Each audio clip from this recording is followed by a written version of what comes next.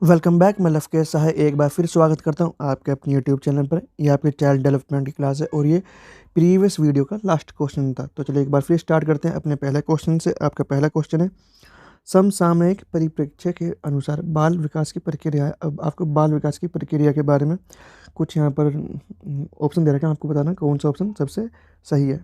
पहला ऑप्शन आपका, सभी बच्चों के लिए समानता और विशिष्ट उपलब्धि निश्चित रूप से सभी बच्चों द्वारा प्राप्त की जाती है। कि सब बच्चे सेम लेवल से बढ़ते हैं और एक सेम पॉइंट पर आकर रुक जाते हैं, ठीक है ना। विशेष उपलब्धि निश्चित रूप से सभी बच्चों द्वारा प्राप्त की जाती है।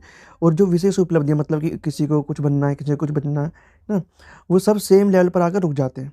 तो ऐसा तो नहीं है, क्योंकि वे एक निश्चित आयु तक पहुंचते हैं। कि एक निश्चित एज पर आने पर मतलब एक निश्चित एज डिसाइड की गई है कि 24 साल 25 साल, ठीक है। और वहाँ पर आकर आपका जो है जो एम है, जो अचीवमेंट है वो कंप्लीट हो जाते हैं। उसके बाद आपका विकास नहीं होता, कहने का मतलब ये, ठीक है। तो ये तो गलत है। आपका फिजिकल डेवलपमेंट ही तो रुक जाता है, लेकिन आपको जो सीखते हो, जो आप लर्निंग है, वो आपकी लाइफ टाइम चलती रहती है। आप बहुत सी चीज़ें आगे भी अपनी लाइफ में सीखते रहते हो, ठीक है। और कोई विशिष्ट उपलब्धि तक आप नहीं रुकते, ठीक है। तो पहला ऑप्शन तो आपका गलत हो गया। दूसरा ऑप्शन है बहुदिशात्मक, क्योंकि बच्चे अलग अलग संदर्भ में बड़े होते हैं। सेकंड ऑप्शन ये कह रहा है कि बच्चे का जो विकास है वो अलग अलग दिशाओं में होता है। जैसे उसका भौगोलिक विकास हो गया, ठीक है ना, जिसमें आप शरीर को ले सकते हो। उसका संज्ञानात्मक विकास हो गया, ठीक है। उसका सामाजिक विकास हो गया, फिर सामाजिक के अंदर आप सोशल कल्चर में जाते हो ना, इस तरीके से। तो ये बात ठीक है। और अलग अलग संदर्भ में बच्चे बड़े होते हैं। कोई बच्चा किसी फील्ड में आगे बड़ा होता है, जैसे कोई बच्चा मानसिक रूप से ज़्यादा विकसित हो गया लेकिन उसका शारीरिक रूप से कमज़ोर है, मतलब शारीरिक रूप से उसकी हाइट कम है, लेकिन वो वैसे तो पढ़ाई में अच्छा है, ठीक है। कोई बच्चा किसी स्किल में अच्छा है, उसे कोई चीज़ हाथ से ज़्यादा अच्छी करनी आती है, उसे कोई क्ले वर्क आता है, उसे कोई वुडन वर्क आता है करना, लेकिन वो जो आपको जो पढ़ाई लिखाई का काम है उनमें उसमें कम है और उसकी हेल्थ भी अच्छी है। मतलब बच्चे अलग अलग संदर्भ में बड़े होते हैं, ठीक है ना, अपनी अपनी टाइम पर। अब क्योंकि हर बच्चा एक दूसरे से अलग है, तो किसी में कोई किसी चीज़ में आगे बढ़ेगा, कोई किसी चीज़ में आगे बढ़ेगा सेम टाइम पर, ठीक है। जैसे कि आप ये मान सकते हैं, दो बच्चों की जो एज है वो 10 साल है। पहला बच्चा ए बच्चा जो है वो भी 10 साल का, और जो बी बच्चा है वो भी 10 साल का है। लेकिन जो ए बच्चा है वो शारीरिक रूप से अधिक बुद्धिमान है, लेकिन वो मानसिक रूप से कमज़ोर है। और जो बी बच्चा है वो मानसिक रूप से ज़्यादा बुद्धिमान है और शारीरिक रूप से कमज़ोर है, ठीक है। इसी तरीके से और भी जो है संदर्भ हो सकते हैं बच्चे के, और भी क्षेत्र हो सकते हैं जिसमें कोई दो बच्चे, कोई तीन बच्चे एक दूसरे से अलग हो सकते हैं। तो एज तो सेम है, लेकिन उनका जो संदर्भ है वो अलग है। वो किसी एक चीज़ पर्टिकुलर फील्ड में आगे बढ़ रहा है बच्चा, कोई दूसरा बच्चा किसी पर्टिकुलर फील्ड में, क्षेत्र में आगे आगे निकल रहा है पहले बच्चे से, ठीक है। तो यहाँ पर जो है आपका सेकंड ऑप्शन सही है। थर्ड ऑप्शन आपका, पूरी तरह से अप्रत्याशित होते हुए भी विकास सभी के लिए एक दिशा में है। और देखो एक दिशा में नहीं होता, ठीक है ना, बहु दिशा में होता है। तो थर्ड ऑप्शन आपका गलत है। और फोर्थ ऑप्शन आपका, केवल माता पिता से प्राप्त वंशानुगत जानकारी द्वारा निर्धारित किया जाता है। तो केवल माता पिता से प्राप्त जो जानकारी है उनसे ही बच्चे का एक कि बच्चे का विकास उसी से होगा, या विकास की प्रक्रिया में सिर्फ वही ये जो है योगदान देते हैं, तो ऐसा कहना गलत है।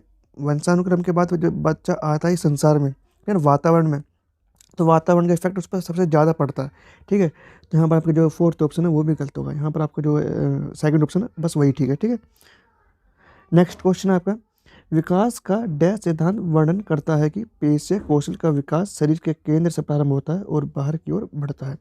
मतलब सेंटर से स्टार्ट हो रहा है और बाहर की तरफ निकल रहा है, ठीक है। तो ये कौन सा सिद्धांत है? आप चक्राकार का सिद्धांत है, विशिष्ट सिद्धांत है, प्रोक्सिमो डिस्टल है, या फिर सिफालो-कार्डल है। सिफालो-कार्डल तो आपका ऊपर से नीचे की तरफ होता है, और जो आपका प्रोक्सिमो डिस्टल है वो बच्चे के सेंटर से होता हुआ बाहर की तरफ निकलता है, ठीक है। पहले उसके जो सेंटर के पास जो भी ऑर्गन्स है, उसके जो इंटरनल जो पार्ट्स है उनका विकास होता है, ठीक है। तभी तो अपने वो पेट पर जो है कंट्रोल करना सीख पाता है कि उसे वॉशरूम जाना है, कितने टाइम बाद जाना है, रोकना है, इस तरीके से। फिर उसके बाद फिर जो बाहर के ऑर्गन्स हैं, मतलब जो हाथ हैं या फिर कंधे हैं, फिर कोहनी है ना, फिर उसकी कलाई आ जाती हैं, फिर उसकी उंगलियां आती हैं। इस तरीके से उसका विकास बाहर की तरफ बढ़ता है। तो यहाँ पर प्रोक्सिमो डिस्टल जो है थर्ड ऑप्शन आपका वो ठीक होगा। नेक्स्ट क्वेश्चन आपका, विकास के किस चरण में बच्चे विश्वास निर्माण नाट्य में सक्रिय रूप से संलग्न होते हैं? पहला है शैशवावस्था, दूसरा है प्रारंभिक बाल्यावस्था, तीसरा है मध्य बाल्यावस्था, चौथा है किशोरावस्था। तो जो है नाट्य निर्माण, आपको पता होगा जो बच्चे काल्पनिक खेल खेलते हैं, ठीक है ना, जिसे हम प्रिटेंड प्ले कहते हैं, जिसमें बच्चा खुद अपने आप को डॉक्टर समझता है, कभी अपने आप को राजा समझता है, कभी सुपरमैन समझता है। इस तरीके से जो खेल है उन खेलों को हम विश्वास नाट्य मतलब विश्वास निर्माण नाट्य मतलब इनके इस नाम से भी जाना जाता है ना इन खेलों को। तो यहाँ पर जो कौन सी एज है वो प्रारंभिक बाल अवस्था है। इस एज में बच्चा जो है इस तरीके के गेम खेलता है, प्रिटेंड वाले, ठीक है, काल्पनिक खेल, कल्पना करता है कि मैं ये हूँ, मैं वो हूँ, इस तरीके से। तो यहाँ पर जो आपका सेकंड ऑप्शन है वो ठीक होगा।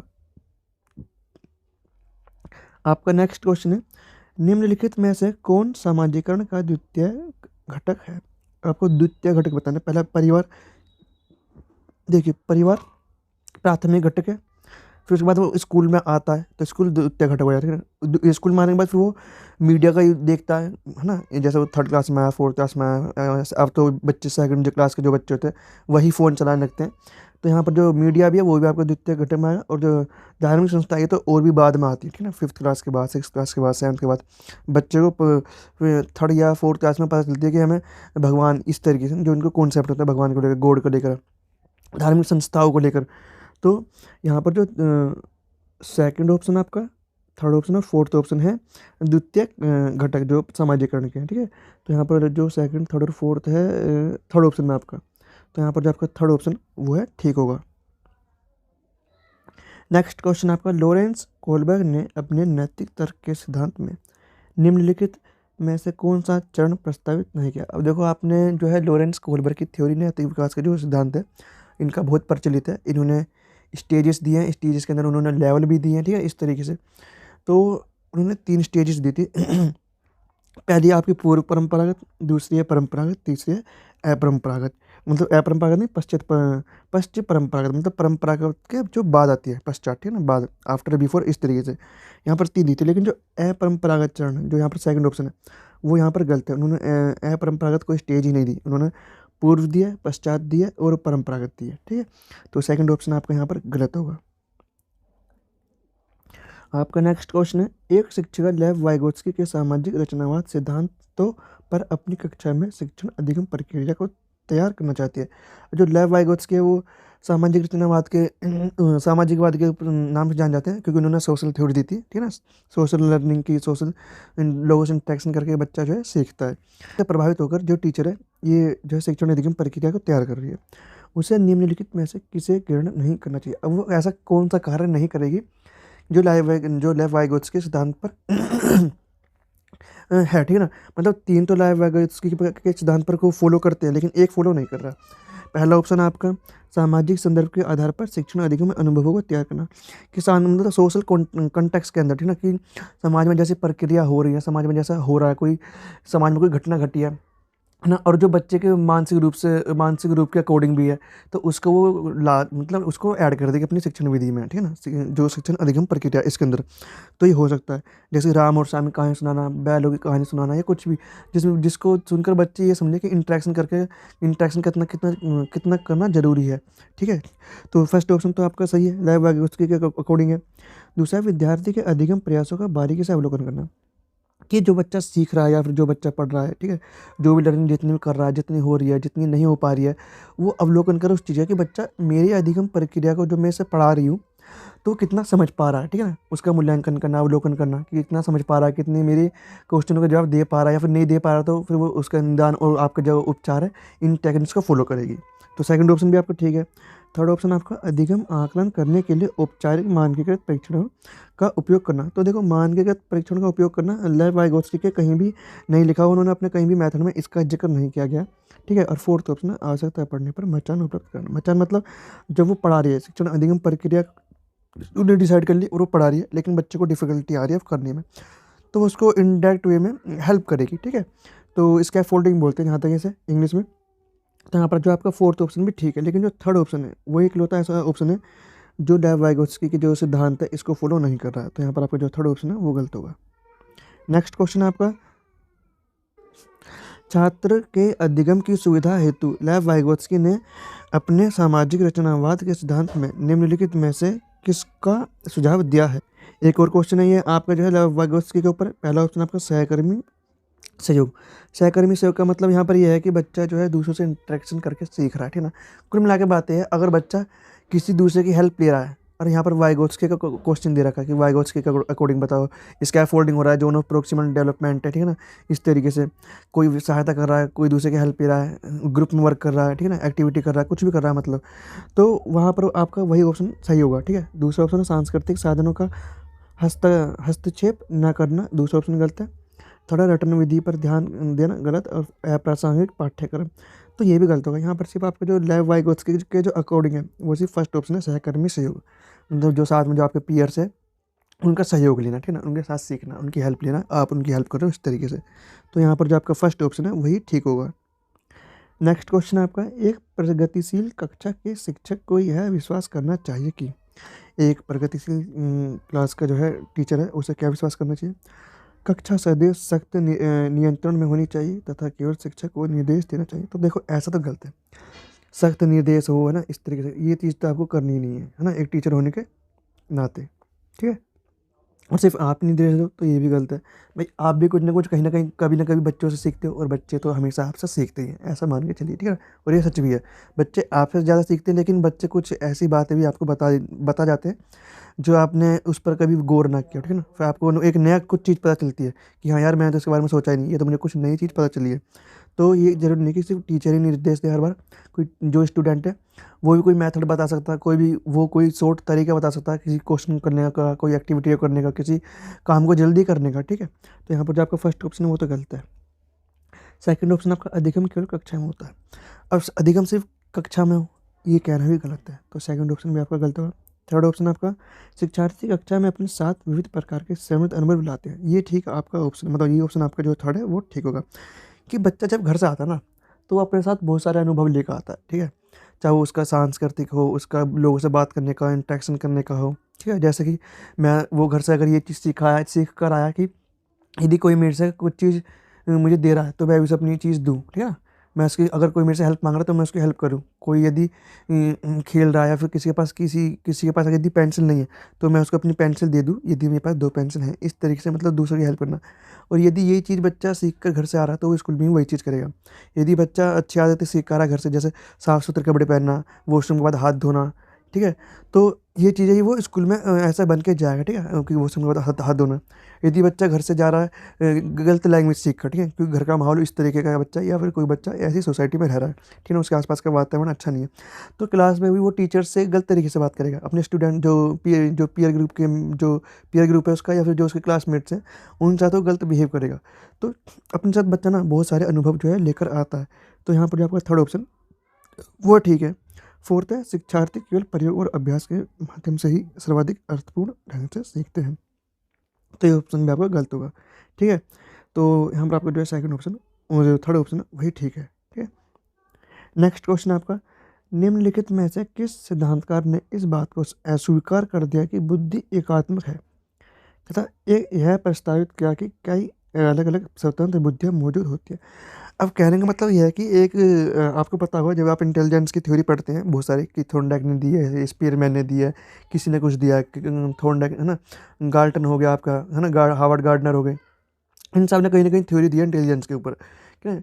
अब इन्होंने दे तो दी थ्योरी, कुछ ने कहा कि जो है बुद्धि है वो एकात्मक है, मतलब कि यदि जो बुद्धि है एकात्मक है, यदि बच्चे के सिर में चोट लग जाती है, या फिर आपकी बुद्धि में विकृति आ जाती है किसी भी कारण से, तो आप कोई और कार्य कर ही नहीं सकते, क्योंकि बुद्धि एक है। यदि आप में कमी आ गई किसी भी वजह से बुद्धि में, मतलब मस्तिष्क में चोट लग गई और उसको वो डैमेज होगा कोई पार्ट, तो आप कुछ भी काम नहीं कर सकते। लेकिन ऐसा नहीं देखा गया।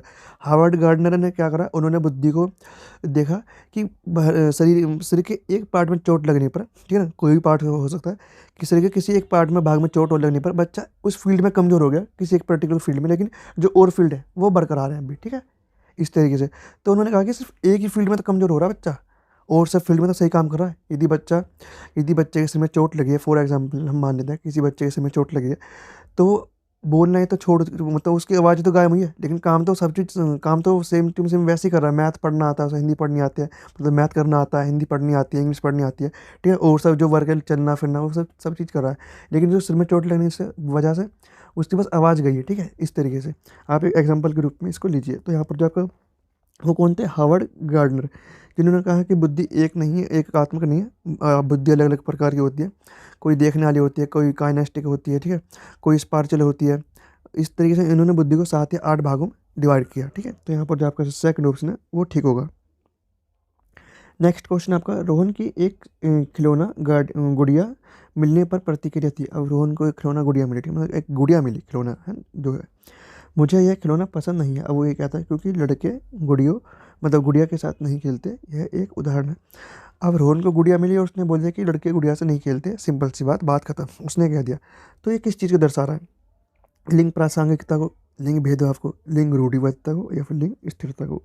ये लिंग रूढ़िवादिता को दर्शा रहा है क्योंकि पहले से ये प्राचीन काल से ये चीज़ चली आ रही है कि लड़कियां घर का काम करेंगी, लड़कियां ये काम करेंगी, लड़के बाहर का काम करेंगे, लड़के ये काम करेंगे, लड़के जॉब पर जाएंगे, लड़कियां जॉब पर नहीं जाएंगी। लिखे हुए लड़कियों के लिए होते हैं ना, गुड़िया हो गए है ना, या फिर शादी, घर घर खेलना, इस तरीके से ये गेम लड़कियों के हैं।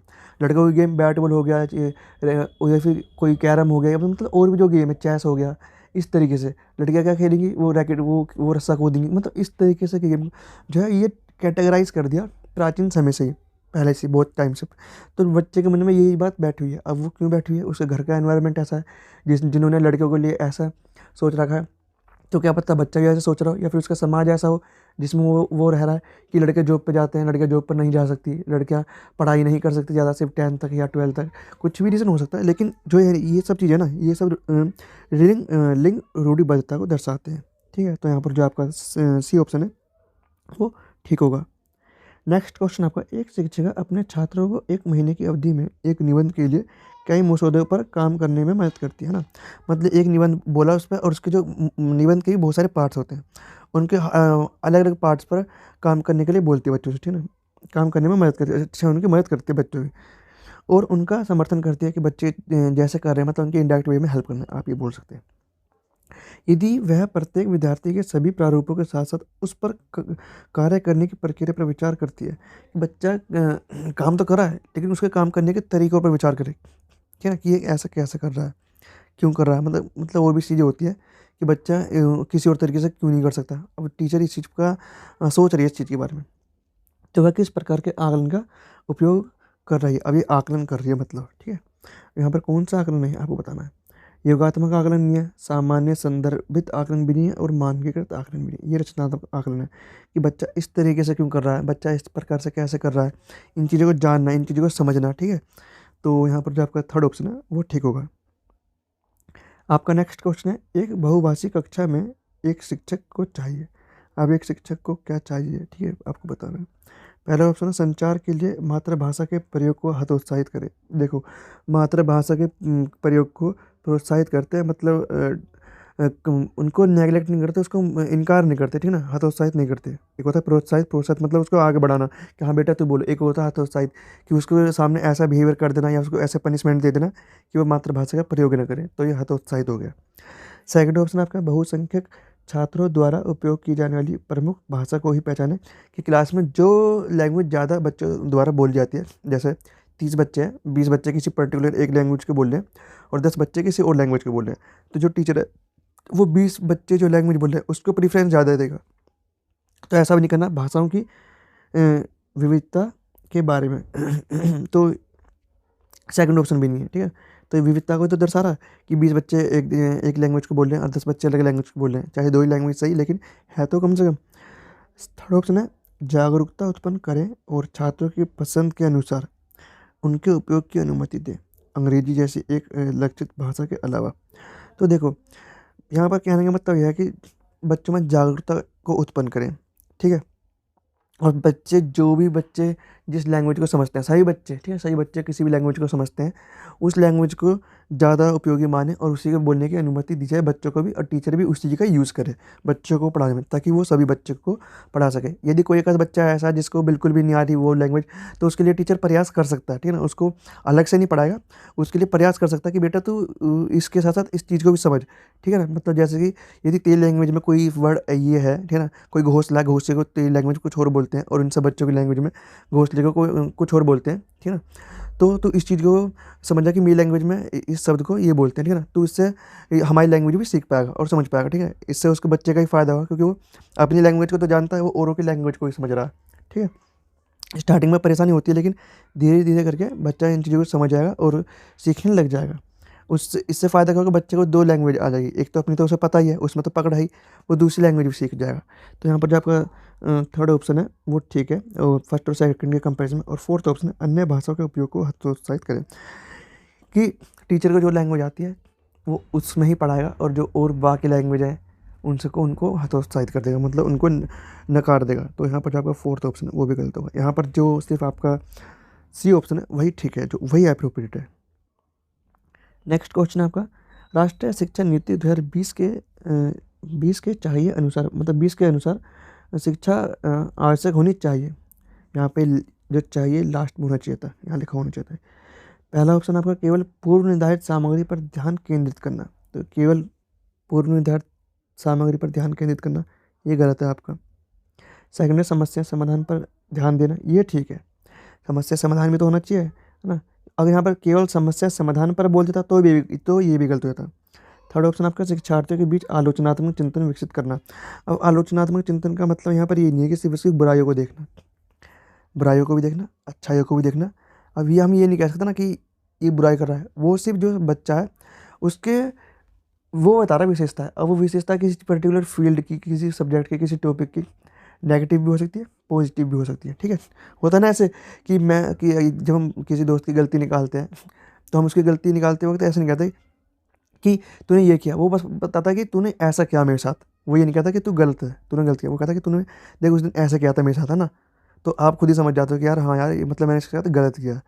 और यदि कोई दोस्त आपकी तारीफ़ करेगा तो वो बोलेगा यार तूने मेरा उस दिन साथ दिया था, तो मतलब आपकी तारीफ़ कर रहा है। तो ये आप पे डिपेंड करता है कि आप कैसा बिहेवियर कर रहे हो। तो ऐसे ही हमें बच्चे में जो है आलोचनात्मक चिंतन का विकास करना है। तो आपका थर्ड ऑप्शन भी ठीक है, सेकंड भी ठीक है। फोर्थ ऑप्शन आपका पूछताछ संचालित और खोज उन्मुख, मतलब बच्चा ज़्यादा पूछे, ठीक है। जितना बच्चा पूछेगा सामने से उतना वो ज़्यादा सीखेगा, ऐसा मानना है, और ये सच भी है।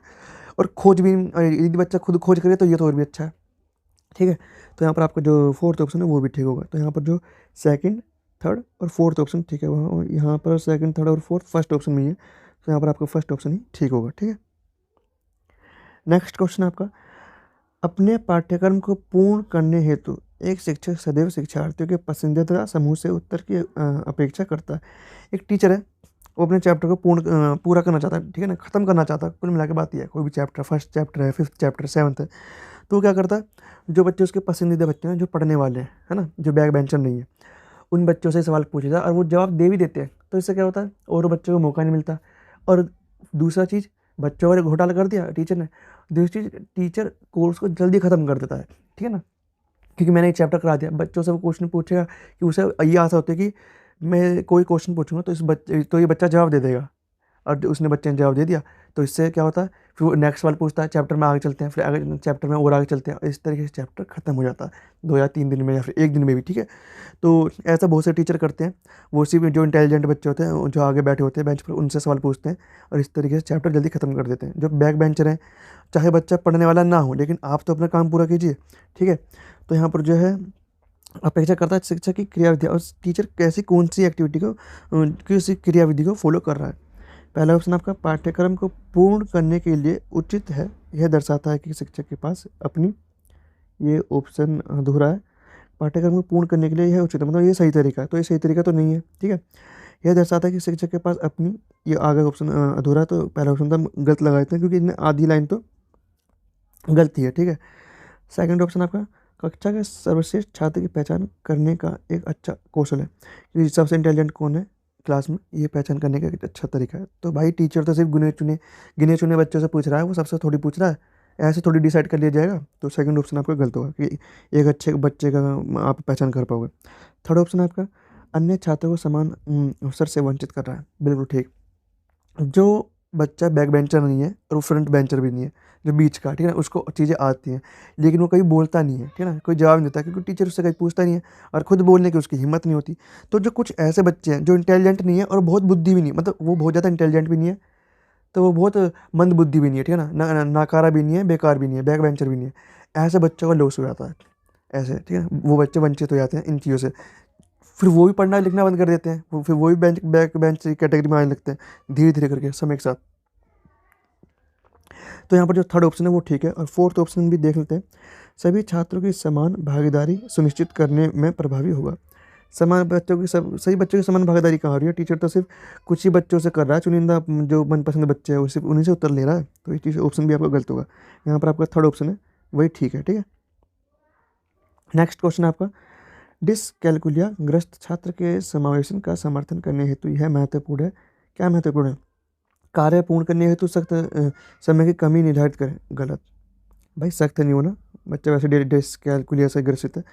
सेकंड ऑप्शन है छात्र को दृश्य कैलकुलेटर और गणित ऐप प्रदान करें। प्रासंगिक लिखित पाठ को छाया के रूप में और जो चैप्टर टीचर पढ़ा रहा है या फिर डिसकैलकुलिया से ग्रसित जो बच्चा है उसके लिए क्या करेगा टीचर, गणित से मतलब मैथ से रिलेटेड कोई ऐप बच्चे को प्रोवाइड करेगा, ठीक है ना। उससे बताया कि फ़ोन में इस तरीके से बच्चा सीख सकता है कितने और इफेक्टिव तरीके से, ताकि जो टीचर नहीं करा पा रहा, जो टीचर की क्षमता है वो उसके सारे जो प्रयास है विफल होने के बाद उसने ये चीज़ सोची है कि मैं बच्चे की हेल्प इस तरीके से कर सकता हूँ। कर तो टीचर ही रहा ना बच्चे के लिए, तो उसने गणित ऐप बताया कि मैथ का ऐप प्रदान किया उसे, उसमें एक्सरसाइज होगी, मतलब बच्चे की जो प्रॉब्लम है ना डिसकैलकुलिया की वो ख़त्म हो जाएगी उस ऐप से। और दृश्य कैलकुलेटर, बच्चे को कैलकुलेटर का यूज़ करना सिखाना, ठीक है। तो यहाँ पर जो आपका सेकंड ऑप्शन है वो ज़्यादा सही है फर्स्ट के कंपेरिजन में। थर्ड ऑप्शन आपका यह महत्वपूर्ण है, मैं दर्शाने के लिए अतिरिक्त सामग्री शामिल करें विद्यार्थी के अधिगम का आकलन करने। तो अब यहाँ पर बोल दी अतिरिक्त सामग्री। देखो, आप बच्चे को कितनी सामग्री उपलब्ध करा दो लेकिन इससे बच्चा नहीं सीखेगा। बच्चा सीखेगा किससे? आपके प्रयासों से। आप बच्चे की कितनी हेल्प कर रहे हो, आप बच्चे को कितना समझ रहे हो, आप बच्चे को कितना ये समझ रहे हो कि वो किस पर्टिकुलर फील्ड में कमज़ोर है, किस पर्टिकुलर चैप्टर में मैथ के उसमें कमज़ोर है। उसे डिसकैलकुलिया है तो किस उसे क्यों है, ठीक है ना। वो किस शब्द को, किस साइन को, किस सिंबल को कुछ और क्यों समझ रहा है, क्या समझ रहा है, ठीक है ना। तो आपका जो थर्ड ऑप्शन है वो भी गलत है। और फोर्थ ऑप्शन है के लिए डिसकैलकुलिया ग्रस्त छात्र के समावेशन का समर्थन करने के हेतु यह महत्वपूर्ण है कि केवल मानकीकृत तरीकों का उपयोग करें। देखो, मानकीकृत तरीकों का प्रयोग भी नहीं करना। तो यहाँ पर जो आपका सेकंड ऑप्शन है वहीं यहाँ पर अप्रोप्रिएट है, क्योंकि वहाँ पर टीचर बच्चे की हेल्प करने की कोशिश कर रहा है दृश्य कैलकुलेटर के थ्रू और गणित ऐप देकर बच्चे को। तो यहाँ पर जो है आपका सेकंड ऑप्शन है वही ठीक होगा। नेक्स्ट क्वेश्चन आपका, निम्नलिखित में से कौन सी सामग्री दृष्टिबाधित छात्र के लिए लाभदायक नहीं है। जो दृष्टिबाधित बच्चा है, मतलब जो देख नहीं सकता, वो ऐसे सामग्री होता है ना जो उसके लिए उपयोगी नहीं है। पहला है टेक्सटाइल ग्लोब, तो ये तो उपयोगी है। छोटे प्रिंट वाली पुस्तक है, देखो छोटे प्रिंट वाली एक तो बच्चे वैसे नहीं देख सकता, यदि वो पार्शियली ब्लाइंड भी है, उसे ब्लर नज़र आता है, उसे थोड़ा बहुत नज़र आ रहा है, तो छोटे प्रिंट की पुस्तक है उसे वो कतई नज़र नहीं आएंगी, ठीक है। और यदि वो पूरी तरह से ब्लाइंड हुआ तो फिर तो बेकार ही है, ठीक है। स्क्रीन रीडिंग सॉफ्टवेयर, ये भी ऑप्शन ठीक है। ब्रेल पुस्तक, ये भी ठीक है। लेकिन जो आपका सेकंड ऑप्शन छोटे प्रिंट वाली पुस्तक, ये सबसे बुरी है, ठीक है। छोटे प्रिंट की पुस्तक तो आप भी नहीं पढ़ सकते, हम भी नहीं पढ़ सकते, जिनका प्रिंट बहुत छोटा होता है, ठीक है। आपको भी दिक्कत होगी उन्हें पढ़ने में। एक टाइम आप 5 मिनट पढ़ लोगे, 7 मिनट पढ़ लोगे, फिर उसके बाद आपका जो है आंखों में दर्द होने लगेगा। ये तो बच्चे वैसे ही दृष्टिबाधित है, तो क्या ही देख पाएगा, कितना ही पढ़ पाएगा उसको। तो आज एक बार फिर हमने आपको जो है चाइल्ड डेवलपमेंट के 10 से 15 क्वेश्चन करें हैं। यदि आप किसी भी टीचिंग एग्जाम की तैयारी कर रहे हैं तो हमारे चैनल को सब्सक्राइब करें, ताकि आप उस पर्टिकुलर एग्जाम में ज़्यादा से ज़्यादा स्कोर कर सकें। इसी के साथ मैंने इस चैनल पर आपको जो है पेडागोजीज़ के जो सब्जेक्ट हैं उनकी वीडियोस अपलोड कर रखे हैं। यदि आपने अभी तक वो वीडियोस नहीं देखे हैं तो उन्हें भी जाकर ज़रूर देखें, ताकि आप उस एग्ज़ाम में ज़्यादा से ज़्यादा स्कोर कर सकें। तो चलिए मिलते हैं नेक्स्ट वीडियो में।